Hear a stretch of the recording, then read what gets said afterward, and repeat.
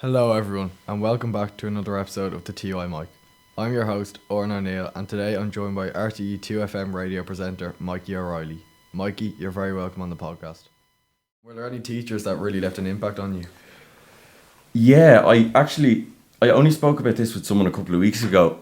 My favourite subject, right, was English. And for some reason I just always really got on with English teachers. Like one of them here is Justin O'Halloran. Like he was a huge inspiration for me when I was in first and second year. Really let us enjoy what we enjoyed, like as well as the syllabus, but introduced me to cool albums. He was the first person ever to tell me about Peaky Blinders at the time, way back then. Like I think it was only like piloting at the time.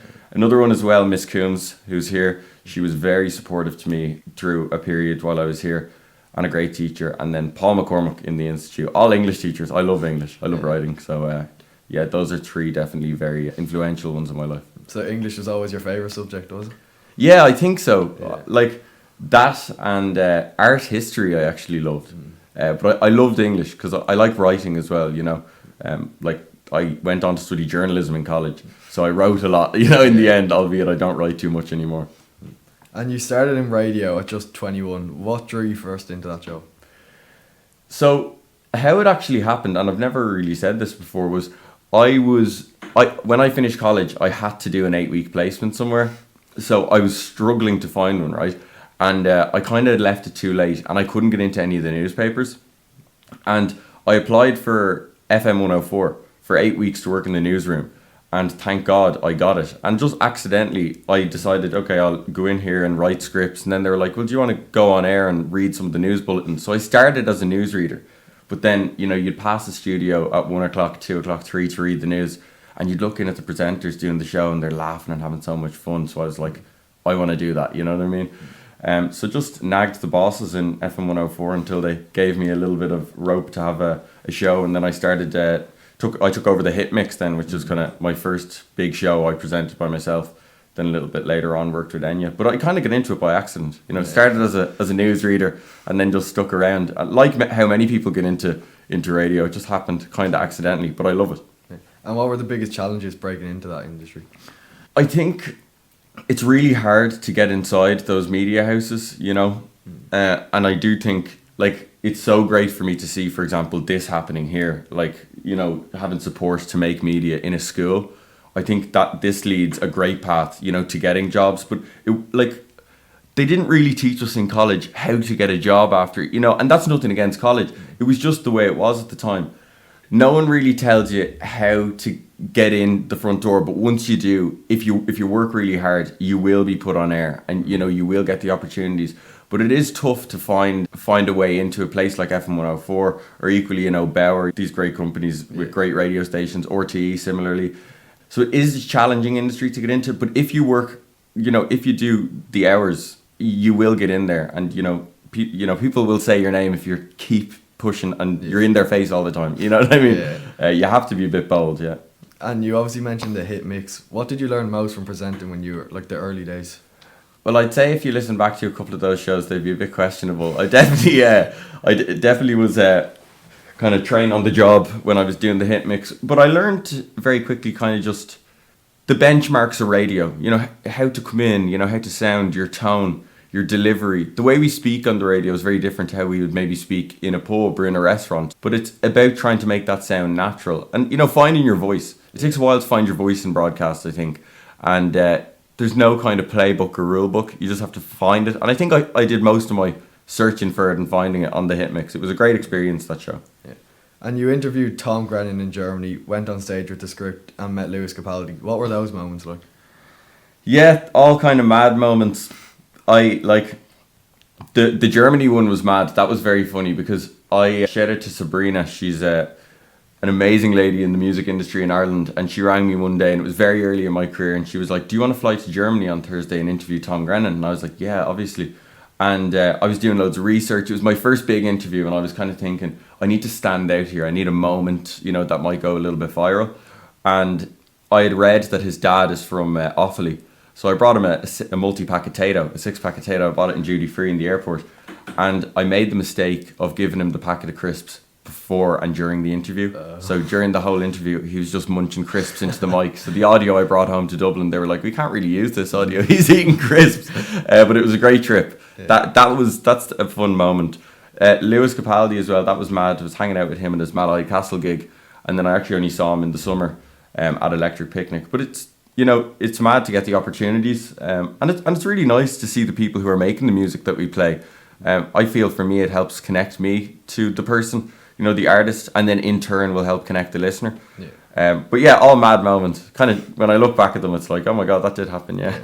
And your show with Enya Martin hit 71,000 listeners and went number 1 in Dublin. Could you tell us a bit about that show? Yeah, so that was called Grow Up Out of That. That was so much fun. That was every Saturday, 10 a.m. till 1. And I was asked to take it over. So it used to be Crossy who presents on the Strawberry Alarm Clock. And he had been doing it with Enya. And it just so happened that when he moved on to full-time on Breakfast, it was just too much. So I took it over with Enya, and just accidentally the two of us just clicked. I don't know what it was. Like, there's 10 years between us, very different backgrounds. But we just, I think why that show really worked is she's a comedian, and I tend to write my radio bits like a comedian. And we started to write, you know, for her tours together, not just for the show. But we started writing so much comedy together that we were just in each other's pockets. And it was really genuine, and it was kind of napkin and like a napkin and a pen of a kind of show. We'd show up at 9:30 on a Saturday and go, what are we going to do today? And then we'd just go on for 3 hours, and it ended up being very funny. But that was the show that made me think, okay, I really want this to work for me, you know, this radio thing, and content radio as well. I wanted to move away from the hit mix to sort of music radio and that longer form, you know, and that show really was like, okay, I maybe could do this now. And you moved from a Dublin station to national radio. How did that opportunity come about? I had heard that there was going to be an kind of, I'm trying to think, what was the terminology again they use? An expressions of interest in RT, right? And for the first time since like the 80s or the 90s, where they were just going to put it out and you could apply, like anyone could apply. And I'd heard that kind of through the grapevine. And then I was flying back from London. And when I landed, I had two missed texts, and one of them was from my best friend's dad. And he had sent me an article in The Guardian saying, have you ever wanted to be a radio presenter in RT?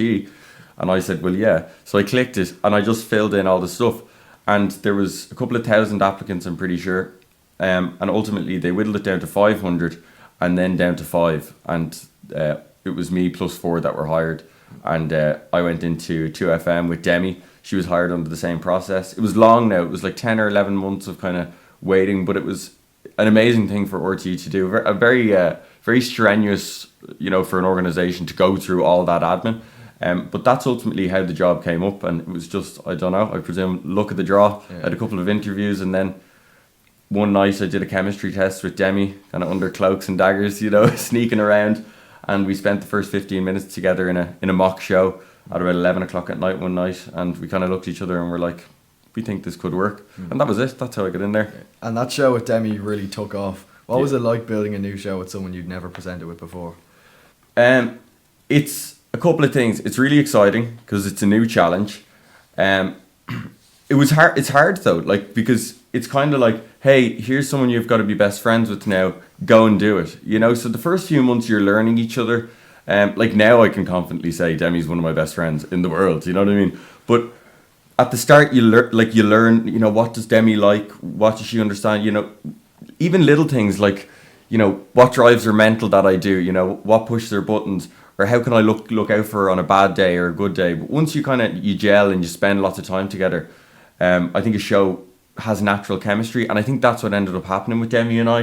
You know, we were very grateful that in our first listenership book, we added kind of, you know, 12 or 13,000 new listeners like pretty quickly after a really great summer. And I think it's just because we genuinely are having fun on the show. And like even this morning, I was laughing my head off on the bus in. We were putting in content, you know, for the show later. And we genuinely just have a laugh with each other. And I think that's why it works. Because you can't fake having fun. Well, I can't fake it anyway. And I can't really hear, or I can't listen to people faking laughs, you know what I mean? And I think the trick is we've built a show that makes sure we have fun primarily, and then accidentally the listener will too. And I think that's what we're kind of what we're working with at the moment, and it's working nicely for us. Yeah. And you guys have now taken over the 2FM Drivetime slot. What was your reaction when you got that call? Yeah, it was mad. I was very surprised. I didn't know if they were going to be looking for Demi and I for that replacement. I thought, we had only been on air a couple of months, so just all the emotions, a bit nervous as well. And I suppose the other thing that people don't think about is you do take a day or two to make the decision. It's not a guaranteed, yes, because it is scary, going from your kind of safety blanket of the weekends, 3 hours Saturday and Sunday, to driving the nation home for 5 days a week. It's like I have to create 15 hours of bespoke content now every week.